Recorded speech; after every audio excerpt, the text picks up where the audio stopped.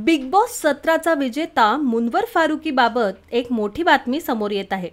मुंबई पोलिसांनी मंगळवारी रात्री एका हुक्का पार्लरवर छापा टाकून काही जणांना ताब्यात घेतलं। त्यामध्ये स्टँड अप कॉमेडियन मुनव्वर फारुकीचा समावेश असल्याचं म्हटलं जातं। हुक्का पार्लरमध्ये अवैध सेवन होत असल्याची माहिती पोलिसांना मिळाली होती। त्यानंतर त्यांनी छापेमारी केली होती। एनडीटीव्हीने दिलेल्या वृत्तानुसार पोलिसांनी छापेमारी करून काही जणांना ताब्यात घेतलं। त्यात मुनव्वर फारुकीच्या नावाचाही समावेश आहे।